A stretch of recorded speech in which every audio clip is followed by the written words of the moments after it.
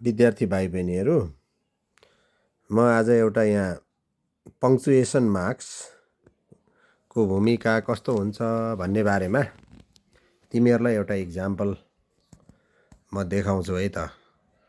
पङ्क्चुएसन मार्क्सले कसरी काम गर्छ।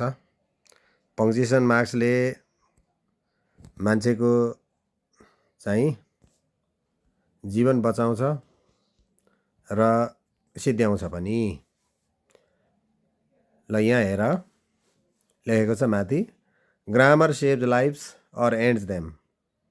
यहाँ लेखिएको छ क्रोकोडाइल्स डोन्ट स्विम हियर।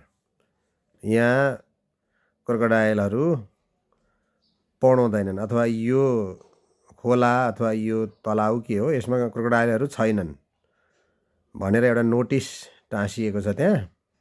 र यहाँ एकजना महिला एकजना केटी चाहिँ पौडी खेल्नको लागि जम्प गर्दैछिन्, त्यहाँ डाइभ गर्न खोजिरहेको देखिन्छ। र त्यहाँ क्रोकोडाइलहरू चाहिँ डिनरमा अलिकति छेउतिर कतातिर बसेर उनीहरू त्यहाँ टेबलमा डिनर टेबलमा बसिरहेको जस्ता देखिन्छन्। र त्यहाँ एउटा क्रोकोडाइलले भन्दैछ, अब डिनर त त्यहाँ खाली खाली रित्ता रित्ता प्लेटहरू देखिन्छ। अब उसले के भन्दैछ, वी क्यान इट डिनर सुन। अब डिनर हामी छिटै खान पाउँछौँ। मैले त्यो नोटिस बोर्डमा चाहिँ त्यो क्रोकोडाइल्सको पछाडि I remove the full stop after crocodile, full stop चाहिँ मैले मेटाइदिएको छु। फुल स्टप मेटाइदिएपछि के भयो, क्रोकोडाइल्स डोन्ट स्विम हियर भयो। क्रोकोडाइलहरू यहाँ आउँदैनन्, पौडिँदैनन्, छैनन् भन्ने अर्थ लाग्यो।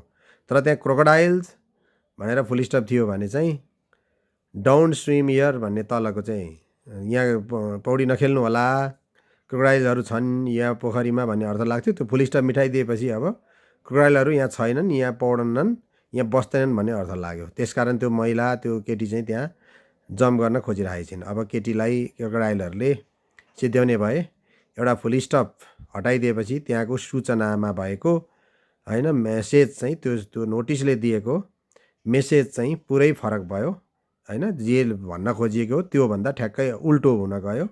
र यसरी एउटा पङ्क्चुएसन मार्कको चाहिँ भाषामा ठुलो भूमिका हुन्छ। यो पङ्क्चुएसन मार्कहरूलाई चाहिँ हामीले चाहिँ इग्नोर गर्नु हुँदैन, यिनीहरूमा हामीले ध्यान दिनुपर्छ।